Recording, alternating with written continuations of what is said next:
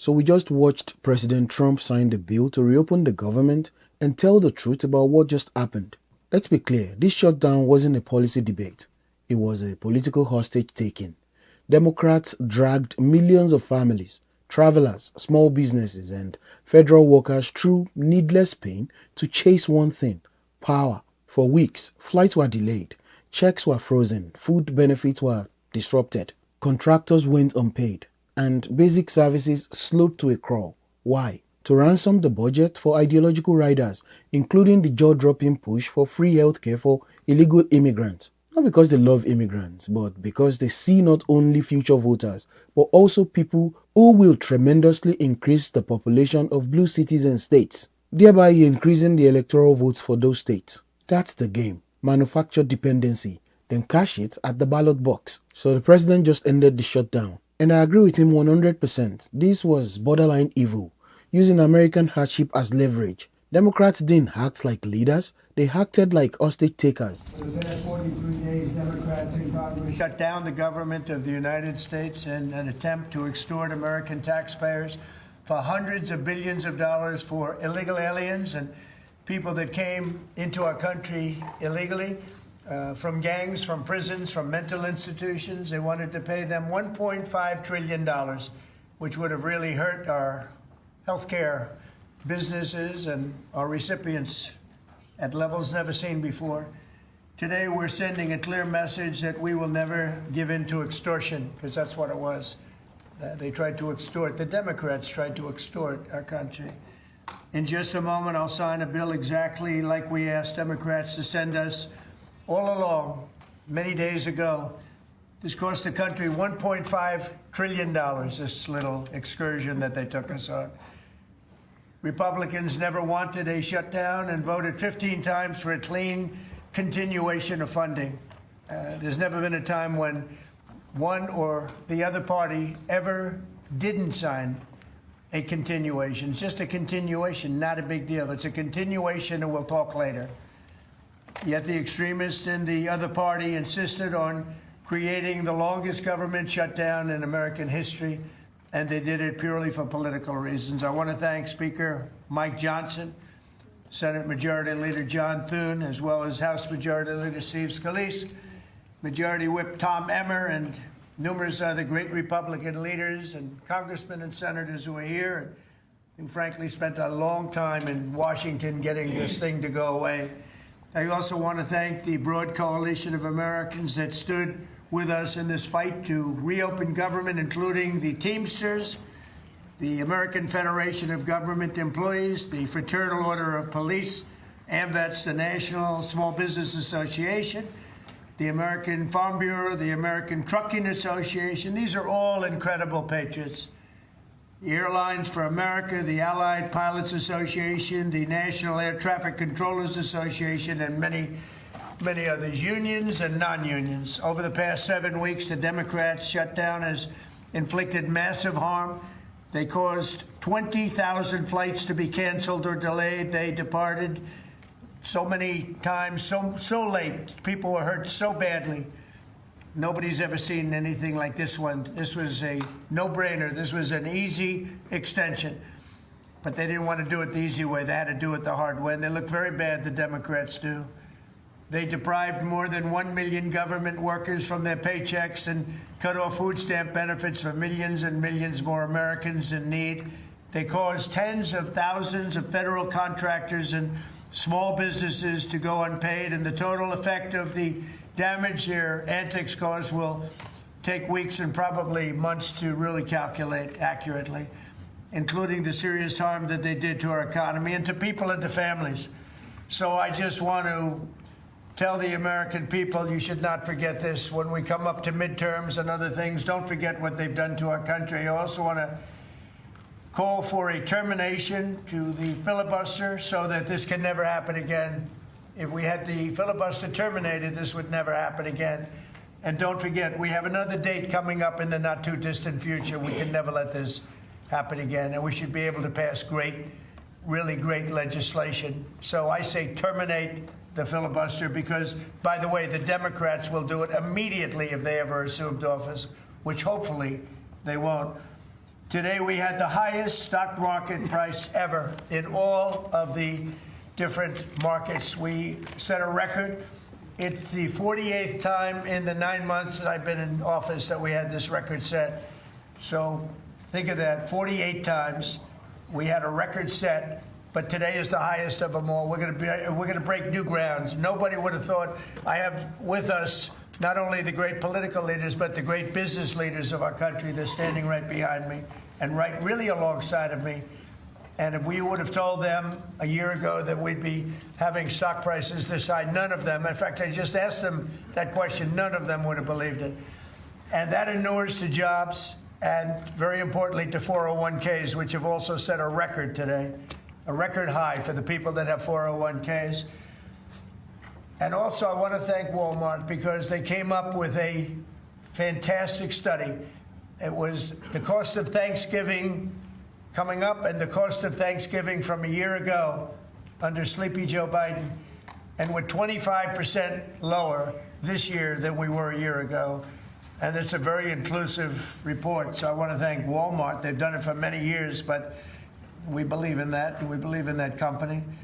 I want to also thank the 8 Senate Democrats who finally did the right thing in voting to end this craziness, this madness, but unfortunately the vast majority of congressional Democrats were happy for millions of Americans to suffer. They really did suffer, too. And the Democrats admitted, they said, well, no, we finally have a point. Even though people have to suffer, we finally have a point, and that didn't work out too well for them.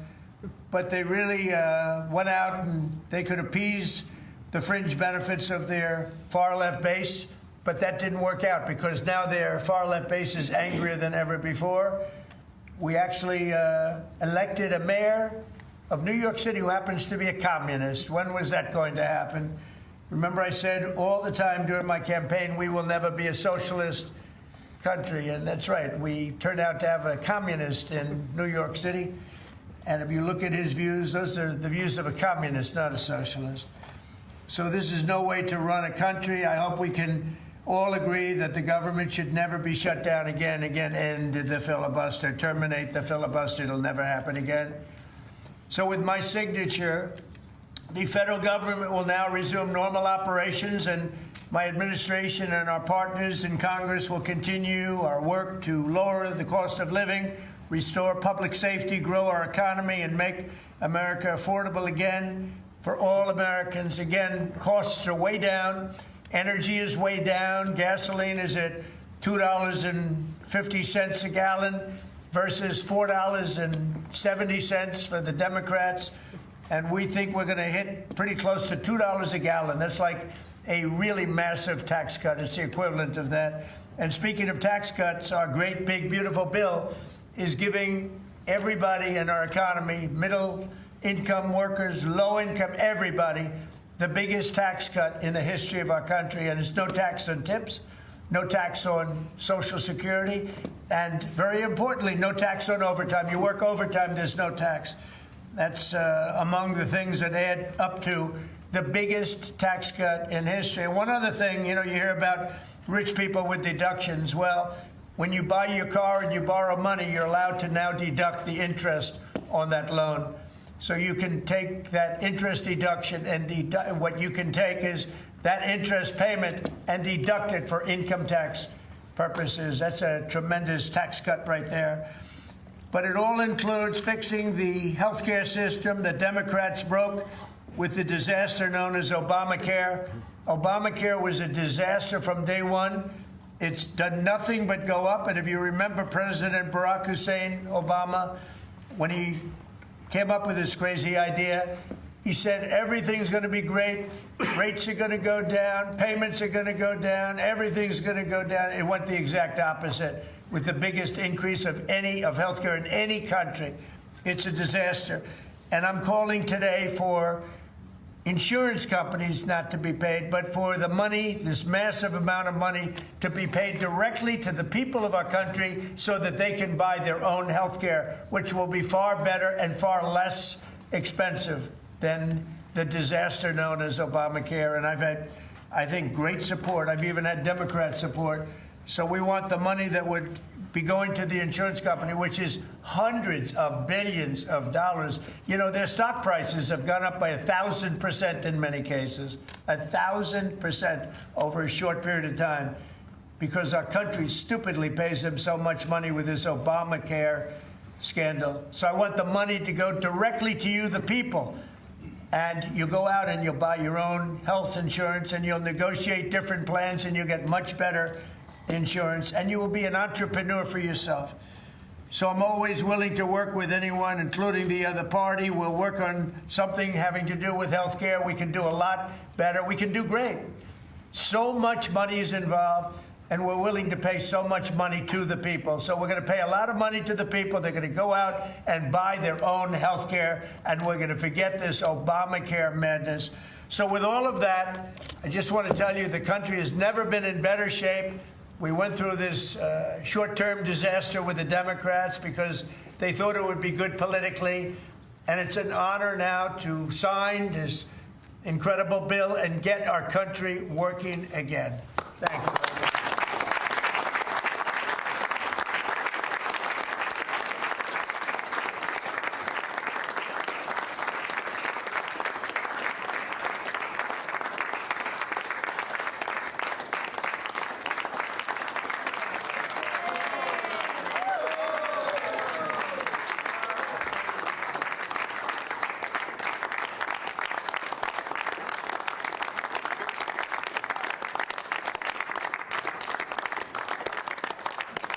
Okay, thank you very much. I don't know if you have questions. I think we really have a really great situation. We have a country that we love, and we have a country that's in great shape. As you know, we have now it's over $18 trillion invested in our country by other people and countries. That's a record. There's never been a country that had so much. So the president said it plainly. We will never give in to extortion. That's exactly what this was. You don't shutter a nation's government, stall air travel, and block paychecks to force unrelated ideological wins. A clean continuation was on the table the whole time. Republicans voted for it repeatedly. Democrats refused, then turned around and used the suffering they caused as a talking point. That's not negotiation. That's cruelty dressed up as compassion. And here's the bottom line. If your strategy requires Americans to miss paychecks and skip groceries to gain leverage, your strategy is morally bankrupt. The human cost was real and intentionally ignored. As listed in the video, over 1 million federal workers missed pay. Millions more saw benefits and services interrupted. Tens of thousands of small contractors went unpaid. And air travel chaos rippled across the country. Families budget week to week. Pilots, controllers, TSA clerks, janitors, people who keep this country moving were treated as expendable pawns. And for what? Not to reduce debt. Not to secure the border, not to pass a budget on time. It was to stuff the bill with goodies, including free healthcare for illegal immigrants. The kind of policy that incentivizes illegal entry and punishes citizens who already pay the tab for a broken system. If you hurt American workers to help illegal entrants, your priorities are upside down. Free healthcare for illegal immigrants isn't compassion, it's vote engineering. Let's stop pretending. The left's agenda here isn't mercy, it's math. They know their policies create affordability and public safety, so they try to import new constituency by promising benefits to people who cross our border illegally. That's not immigration policy, that's political engineering. You want to reform immigration? Do it honestly. Control the border, enforce the law, and admit people based on merit, security, and national interest. Don't collapse the system to grow your voting bloc. The anti-Trump obsession is costing Americans. Did you hear it in the president's remarks? Even the hate Democrats who finally voted to end this mess did it late, after the damage was done. Why? Because the party is terrified of its far-left base. Everything is filtered through hurt Trump, hurt his voters, hurt his agenda. That's not governing. That's obsession. Meanwhile, everyday families got crushed by higher costs, disrupted services, and needless anxiety. Democrats misread the room and exposed their priorities. The president thanked unions, pilots, air traffic controllers, small businesses, the people who actually felt the pain. Democrats tried to spin the shutdown as a principled stand. Really? Tell that to the mom whose week benefits were delayed or the small federal contractor who couldn't make payroll when your principles run over working Americans. You don't have principles, you have posturing. I agree with the president's core point. We cannot keep allowing shutdowns to be used as a weapon. Regardless of where you land on the filibuster debate, we need mechanisms that decouple essential government operations from partisan brinkmanship. Fund the basics, debate policies separately, and forbid using American livelihoods as bargaining chips. That's common sense and basic decency. So the president laid out a direction: lower costs, restore safety, grow jobs, protect 401ks, end insane tax on tips and overtime, and fix healthcare by empowering people instead of subsidizing bloated insurers. Agree or disagree with every line item. At least it's a coherent agenda aimed at citizens. Democrats ask in this fight a budget that explicitly sweetens the deal for those who break our laws, while citizens foot the bill and stand in longer lines at the airport. That contrast writes itself. Here is the moral core of my reaction. If your politics require pain for your neighbors so you can win a news cycle, you're not the good guys. Full stop. Leadership means absorbing political cost to spare the people, not inflicting public cost to score political wins. The president signed the bill to end the pain. Democrats engineered the pain to force concessions. That's the difference. Now, I want you to remember who chose suffering as a tactic. Remember who treated your paycheck, your flight, your benefits, and your peace of mind as expendable. This wasn't a stalemate. It was a strategy, and it backfired because Americans saw through it. This shutdown should be the last time anyone in Washington tries to leverage your life for their ideology. Secure the border. Stop the giveaways for illegal immigrants. Put citizens first, and never ever use American families as hostages again.